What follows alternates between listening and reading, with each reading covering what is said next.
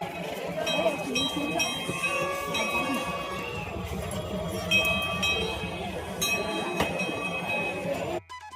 అండి, అందరికీ నమస్తే. నేను మీ శ్రీలేఖ. శ్రీరామనవమి శుభాకాంక్షలు మీ అందరికీ కూడాను. ఇది నేను శ్రీరామనవమి రోజు షూట్ చేశాను. అయితే ఒకరోజు లేట్గా వస్తాయన్నమాట మన వీడియోస్, ఎందుకంటే ఎడిటింగ్ కూడా చేసుకోవాలి కాబట్టి. వీడియోని పూర్తిగా చూడండి. మేము ఈరోజు పిల్లలతో పాటుగా మా అమ్మ వాళ్ళ ఇంటికి వచ్చాము. ఒక హాఫ్ అన్ అవర్ సరదాగా గడిపాము. మా తమ్ముడి మాటలు చూడండి. చూసారు కదా ఫ్రెండ్స్, ఈరోజు వీడియో తీస్తున్నాం. మా తమ్ముడు అలాగే వచ్చి మాట్లాడతా అన్నాడు. చెప్పు. మీరు విన్నారు 98.3 FM. వినండి ఉల్లాసంగా వచ్చాక. ఈ రోజు మనతో ఉన్నారు శ్రీలేఖ క్రియేషన్స్, శ్రీలేఖ గారు, Srilekha life styles and vlogs. అలాగే మనతో ఉన్నారు. అలాగే డోలస్ ప్రదీప్ గారు కూడా మనతో ఉన్నారు. శ్రీలేఖ గారి భర్త.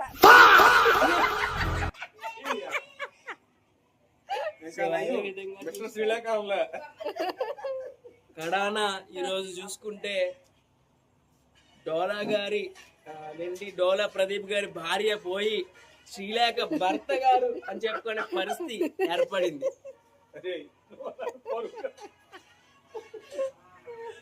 ఏంది మాటలు? నన్ను పొగడాల్సింది పోయి అవార్డులు ఇవ్వాల్సింది పోయి అవార్డు నాకు షాల్వా కప్పాల్సింది పోయి, నన్ను పొగడాల్సింది పోయి, ఇంకా అవార్డుకి ఏదైనా ఉంటే నాకు ఇవ్వాల్సింది పోయి. ఏంది మాటలు?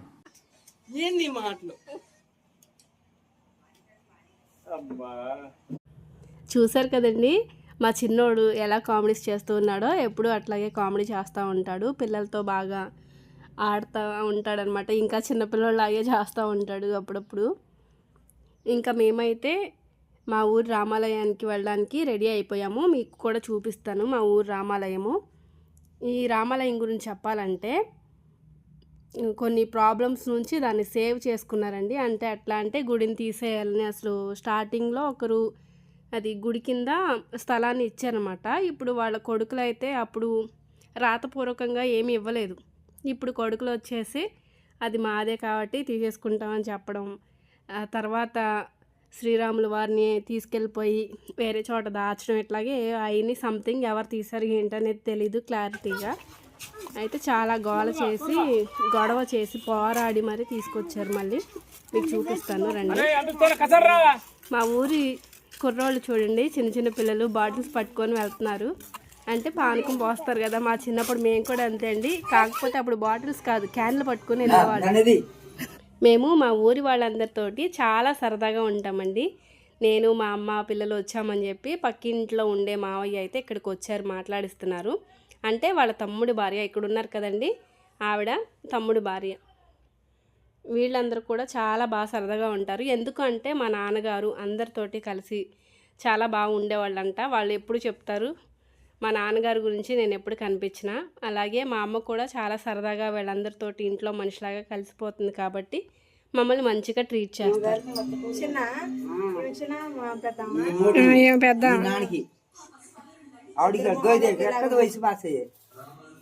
ఇద్దరికి ఎలా ఉన్నారంట.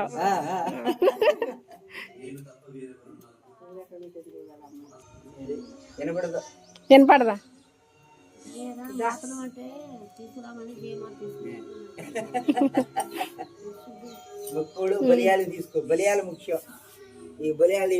అవును, గాజులు.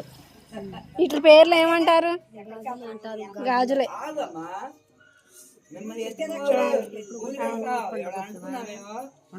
ఇవన్నీ ఉండే ఏమైనాయి?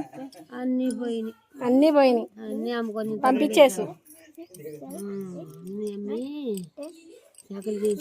మనవరాలు నాకు ఇవా? మరి మనవరాలు నాకు ఇవా? వేసుకుంటా. నల్లబడిపోయినాయి, బాగున్నాయి కానీ.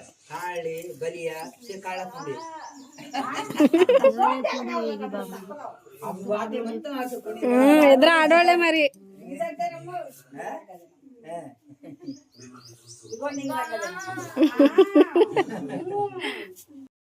పిల్లలు ఎవరైనా చూడండి అమ్మలు వేస్తే అస్సలు నచ్చదు. వాళ్ళ అమ్మ వేసిన జడ ఎంత అందంగా ఉన్నా నచ్చలేదని మళ్ళీ నాతో వేయించుకుంటుంది. నేను ఫ్రెంచ్ కట్ వేశాను. ఇంకా వీడియోలు ఎంత ఎక్కువ అవ్వకూడదని చెప్పి చాలా తగ్గించుకుంటూ వచ్చేసానండి. మా వాళ్ళు జొన్న రొట్టెలు చాలా బాగా చేస్తారండి. అంటే కుండ మీద కాలుస్తారు, పొయ్యి మీద కుండ పెట్టి ఆ కుండ పైన కాలుస్తారు రొట్టెల్ని, జొన్న రొట్టెల్ని. మీలో ఎవరికైనా ఇంట్రెస్ట్ ఉంటే కామెంట్ సెక్షన్లో కామెంట్ చేయండి, తప్పకుండా ట్రై చేస్తాను వీడియో పోస్ట్ చేయడానికి. ఇంకా మేమైతే వచ్చేసాము. ముందుగా మా ఊరికే ప్రిఫరెన్స్ ఇచ్చుకుంటాం కదా, అందుకనే మా ఊరి రాముల వారి దగ్గరికి వెళ్ళి దర్శనం చేసుకున్నాము. మా ఊరి రాములవారి గుడి మాకెంతో ప్రత్యేకమైనది.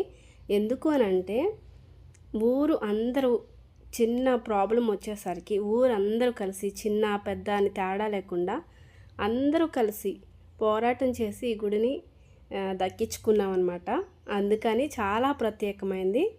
మా ఊరు గుడి వదిలిపెట్టి నేను వేరే చోటుకి వెళ్తే బాగోదు కదా, అందుకే వచ్చాము. ఇదిగోండి మా అన్న అనమాట వీడు, ప్లస్ నా క్లాస్మేట్ కూడా శివ అన్న.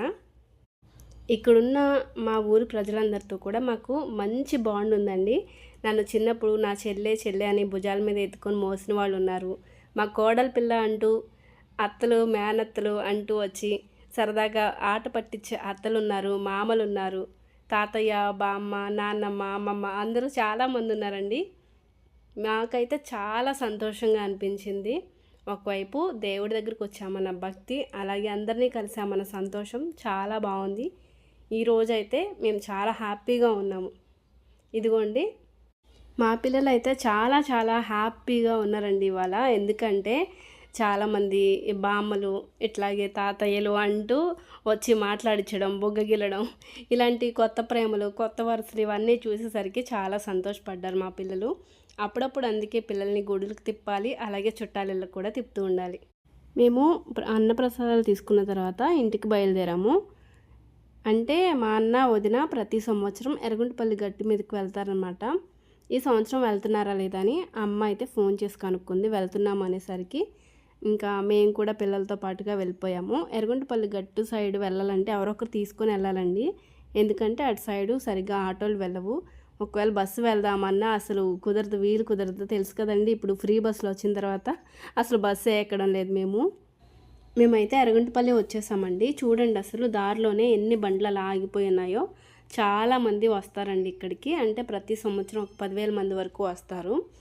10,000 మంది వరకు ఎట్లా వస్తారంటే ఈ ఎర్రగుంటపల్లి గ్రామం అంతా కూడా వస్తారండి. హిందువులు, క్రిస్టియన్స్, ముస్లిమ్స్ అనే తేడాలు ఏమీ లేకుండా అందరూ వస్తారు. ఎందుకంటే ఇక్కడ రాములవారి పాదం వెలిసింది కాబట్టి ప్రతి ఒక్కరూ ఖచ్చితంగా వస్తారు. చిన్న పెద్ద అందరూ వస్తారు.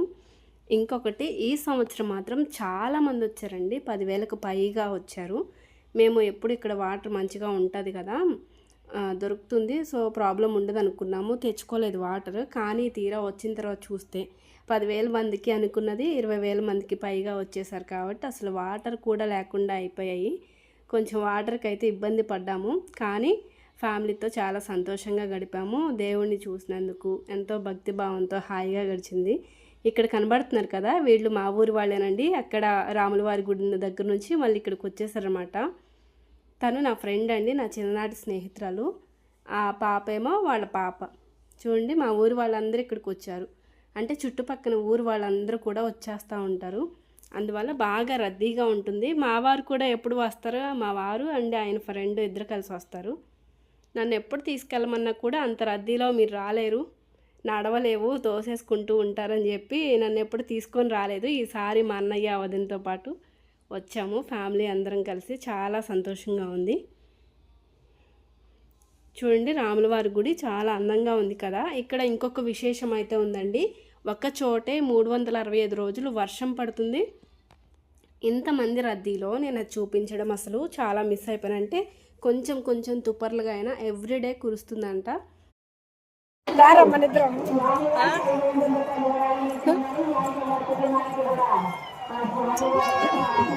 నా కొడుకు నాకన్నా ఎత్తున్నాడు ఇక్కడ.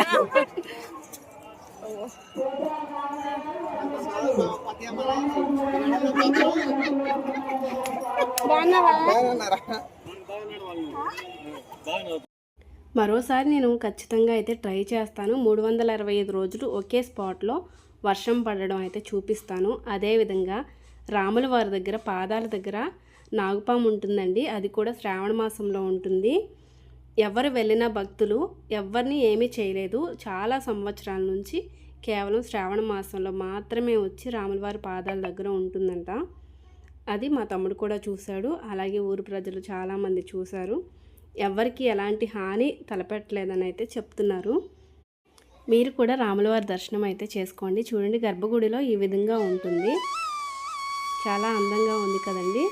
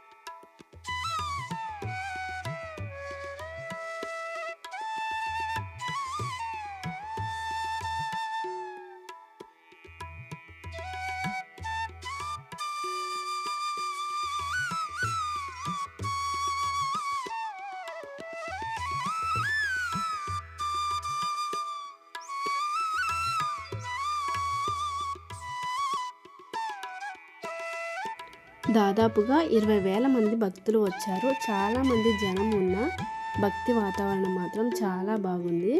మీ అందరికీ కూడా ఈ వీడియో నచ్చింది అనుకుంటున్నాను. వీడియో నచ్చినట్లయితే లైక్ చేసి, షేర్ చేసి, సబ్స్క్రైబ్ చేసి మన ఛానల్ని సపోర్ట్ చేయండి. మరిన్ని మంచి వీడియోస్తో మీ ముందుకు వస్తాను.